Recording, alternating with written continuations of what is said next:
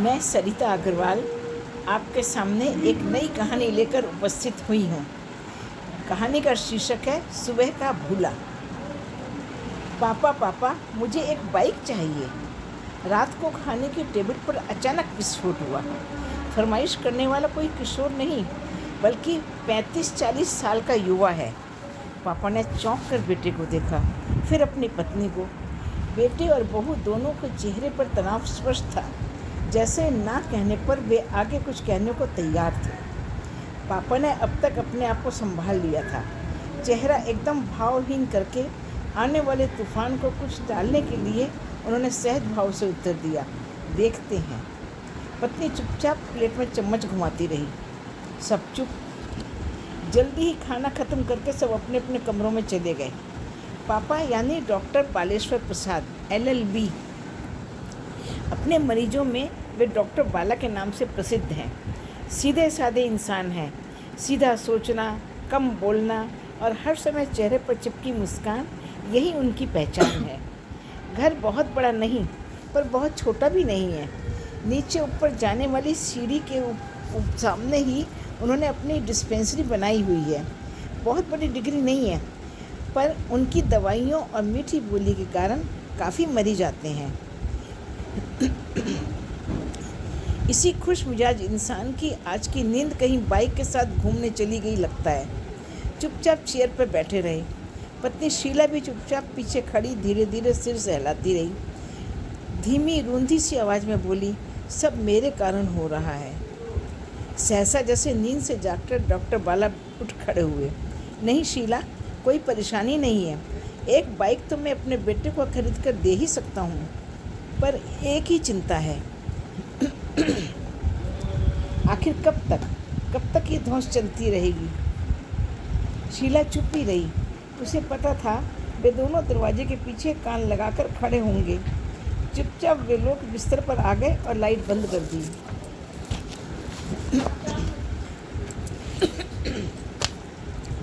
Doctor बाला को वो दिन याद आने लगे। कितना सुखी संसार था। प्यारा सा एक बेटा और सुघड़ समर्पित पत्नी। बेटे को कब भूख लगी, कब क्या चाहिए, कब क्या देना है, कब स्कूल भेजना है, यानी दोनों पति पत्नी की एकमात्र चिंता थी। खड़े होते ही साइकिल चाहिए और कौन कौन सी सुख सुविधा उसके मांगने से पहले ही सहेज कर दे दें। पिता से भी ज़्यादा माँ की चेष्टा थी। बड़े शौक़ से दोनों ने बेटे का नाम अक्षत रखा। सबसे अलग, सबसे तेज और सदा फुर्तीला रहे उनका बेटा, यही उन दोनों की एकमात्र इच्छा थी। सभी माँ बाप की रहती है। जीवन की गाड़ी अपनी लाइन पर ठीक ही चल रही थी, पर पता नहीं था कि इतनी जल्दी ब्रेक लग जाएगा। अक्षत अभी कॉलेज में पहुंचा ही था कि माँ बीमार रहने लगी। धीरे धीरे जब उनका कैंसर स्पष्ट हुआ तो बाप बेटा दोनों को धक्का लगा। डॉक्टर पति ने अपने ज्ञान, पहुंच और सामर्थ्य का पूरा उपयोग कर पत्नी को बचाने की भरपूर चेष्टा की। दिनों दिन अपनी डिस्पेंसरी बंद कर वे कैंसर हॉस्पिटल के चक्कर काटने लगे। दवाइयों, इंजेक्शन्स के बाद कीमोथेरेपी वगैरह ट्रीटमेंट दिलाते देखते वे डॉक्टर भी बेबस होकर मनी मन रोने लगते थे। डॉक्टर बाला का मन था कि उनकी अनुपस्थिति में अक्षत उनकी डिस्पेंसरी में बैठे। इलाज ना सही, कुछ छोटी मोटी प्रचलित दवाइयाँ तो बेच सकेगा।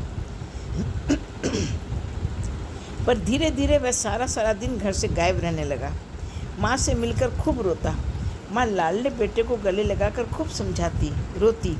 बस एक ही इच्छा रह गई थी, किसी तरह थोड़ा ठीक होते ही बेटे की शादी करा दें। इसी खींचतान और कश्मकश में अक्षत ने किसी तरह लुढ़क पुढ़क कर अपना ग्रेजुएशन पूरा कर लिया। अस्पताल में ही अक्षत ऋतु को लेकर आ गया।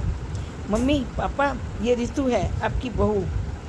दोनों पति पत्नी स्तब्ध होकर एक दूसरे का मुंह देखते रह गए। पापा ने ही मुंह खोला, बेटा हम कहीं चले तो नहीं गए थे? तुम ऋतु को लेकर आते, हम धूमधाम से तुम्हारी शादी कराते। पापा पहले ही आप लोग इतना परेशान हो, मैं और झंझट नहीं बढ़ा सकता। मम्मी की हालत देखी है। और ऋतु ये तो अपना घर छोड़ कर आई है, उसके घर वाले राजी नहीं थे। कहने सुनने को कुछ बचा ही नहीं था। पापा के साथ दूल्हा दुल्हन घर में चले आए। पापा ने मुंह मीठा करा दिया। बेटे को रुपये दिए जिससे वो अपनी नव विवाहिता के लिए कुछ कपड़े और कुछ सामान खरीद सकें। डॉक्टर साहब ने सोचा जो हुआ अच्छा ही हुआ, कम से कम खाली घर काटने को तो नहीं दौड़ेगा, बेटा भी कुछ स्थिर हो जाएगा। जल्दी ही वह दिन भी आ गया जब डॉक्टर साहब की पत्नी ने उनकी बाहों में दम तोड़ दिया। आंखें खुली ही रहीं, जैसे बहुत कुछ कहने सुनने को बाकी हो। डॉक्टर साहब का दिल टूट गया। इतनी सेवा, इतना जतन, इतना सब, बड़े बड़े डॉक्टर के साथ कंसल्टेशन, सब बेकार गया। चुपचाप अपने घर में गुमसुम से बैठे रहते। कुछ दिन घर का वातावरण बोझिल रहा। जल्दी ही नवविवाहिता की चुगलबाजी से जड़ता ढीली पड़ने लगी। डॉक्टर बालक को उनका चुलबुलापन अच्छा लगने लगा। कम से कम घर में कोई बात करने वाला तो है, खाना तो समय से मिलता है। वे फिर से अपने दिल के सूने कोने को एक हाथ से दबाए डिस्पेंसरी में व्यस्त होने की कोशिश करने लगे। बेटे का मन किसी काम में लगता ही नहीं था। अंत में डॉक्टर बाला ने किसी तरह जोड़ तोड़ बैठाकर उसे एक बैंक में सर्विस दिला दी। बैंक घर से जरा ज़्यादा दूर पड़ता था, पर और कोई उपाय नहीं था। कुछ महीने बीतते न बीतते पता चला रितु के मायके वालों से मेल मिलाप हो गया है। उन लोगों को बुलाया है। दोनों बड़ी खुशी खुशी चले गए। जाते समय मुड़कर एक बार भी पापा का चेहरा नहीं देखा। इन 50 वर्षों में डॉक्टर बाला ने बहुत कुछ देख लिया। अपने पेशे में मरीजों की आशा निराशा, एक डॉक्टर के ऊपर भरपूर विश्वास, फिर टूटती आशाएं, या ठीक होने पर बच्चों की सी किलकारियाँ, और तो और बीमारी के दौरान उनकी आर्थिक स्थिति या घर वालों की प्रताड़ना, असहयोग, ये सब भावनाएं वे अपने मरीजों के साथ बांटते थे। पर जब अपनी असहायता और अकेलापन सामने आया तो एक बारगी उनका दिल टूट गया। न खाने का ठिकाना, न सोने का, न रो ही सकते हैं न हंस सकते हैं। कई बार बेटे बहू को फ़ोन किया तो कभी बात करने की फुर्सत नहीं, तो कभी पैसों की ज़रूरत है। घुमा फिराकर एक ही बात, यहाँ काम के अच्छे चांस हैं, जल्दी ही बढ़िया काम मिल जाएगा। धीरे धीरे 6 महीने बीत गए। डॉक्टर बाला अब चुप बैठ गए। डॉक्टर साहब के हम उम्र पड़ोसी, मरीज, शुभचिंतक उनका मन बहलाने की कोशिश करते। इतने हंसमुख और परोपकारी डॉक्टर की यह दशा उनसे देखी नहीं जाती थी। एक मित्र ने धीरे से उन्हें शादी करने की सलाह दी। उनको जैसे करंट छू गया। शादी इस उम्र में? लोग क्या कहेंगे? 50 के ऊपर उम्र है मेरी, मालूम है। कहने को तो डॉक्टर साहब बोल गए, पर फिर धीरे धीरे मन में बात बैठ गई। हर्ज ही क्या है, कम से कम अपना कहने वाला, दुख सुख बांटने वाला कोई तो होगा जो खाना बनाकर परोसकर पास बैठकर खिलाएगा। बेटा बहू तो जैसे दूर विदेश चले गए हैं। एक बार फ़ोन करके ये भी नहीं पूछते बाप जिंदा है या नहीं, खाना खाते हैं कि नहीं। एक बार मुंह खोलकर बोलने की देर थी। शुभचिंतक चुपचाप खोज में लग गए। शुरू में जो 2-3 फ़ोटो उन्होंने दिखाई गई, खुद उन्हें शर्म आ गई। बोले भाई, माना कि गरीब परिवार है, कन्या का उद्धार हो जाएगा, पर मुझे कोई जग हंसाई थोड़े ना करानी है। ये 20-25 साल की बच्चियां नहीं चलेंगी। खोज व्यर्थ नहीं गई। डॉक्टर से कुछ छोटी अविवाहित लड़की, उनके मित्र ने खोज निकाली। आनन फानन में रजिस्ट्री हो गई। अब बहू घर आ गई। किसी को पता चला, किसी को नहीं। डॉक्टर साहब के चेहरे पर रौनक आ गई। जैसी वे चाहते थे, हंसमुख और शालीन गृहिणी वैसी ही मिली। परिचित मुंह मीठा करने आने लगे। 15 दिन बीतते बीतते बेटा बहू बोरिया बिस्तर लेकर राह धमकी। डॉक्टर बाली को अंदाज था। हंसकर बोले, इस बार रितु के पापा ने बेटे के साथ दामाद को भी घर से निकाल दिया। विफर कर अक्षत ने जवाब दिया, नहीं, इस उम्र में मेरे पापा ने जो कारनामा। डॉक्टर साहब ने तुरंत आंखें तरेरी।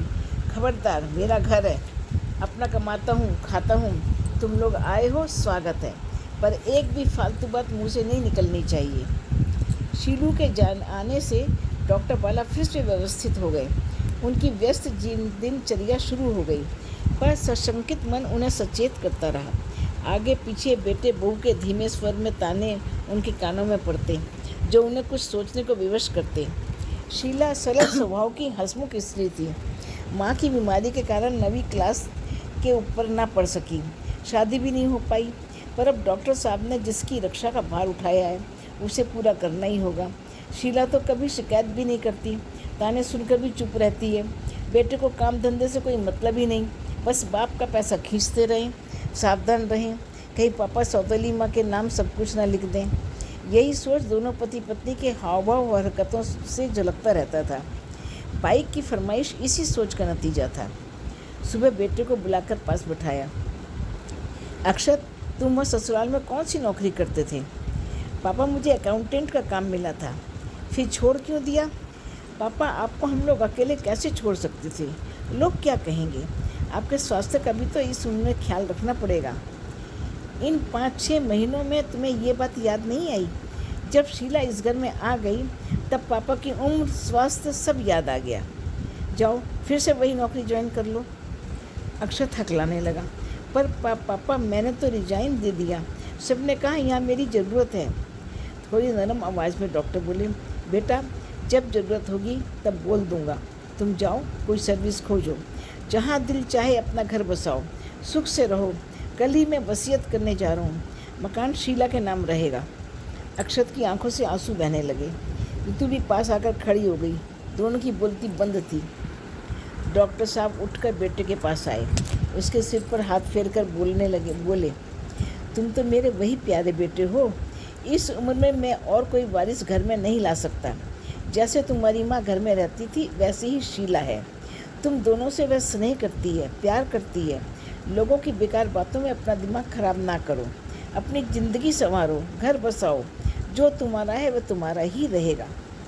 शीला वही मुस्कान चेहरे पर लिए सामने आई। देखो बेटा, मेरे मायके में कोई नहीं है। इस दुनिया में तुम लोगों के सिवा कोई नहीं है मेरा। तुम लोग हो तो घर में रौनक है। प्यार से हम चारों नया संसार बसाएंगे तो हम सभी सुख पाएंगे। आओ मेरे पास। शीला ने दोनों को अपनी बाहों में समेट लिया। डॉक्टर साहब अपनी डिस्पेंसरी की तरफ चल दिए, उन सबको छोड़कर। उनकी आंखों में चमक थी। जरूर ये लोग नए ढंग से सोचेंगे। धन्यवाद।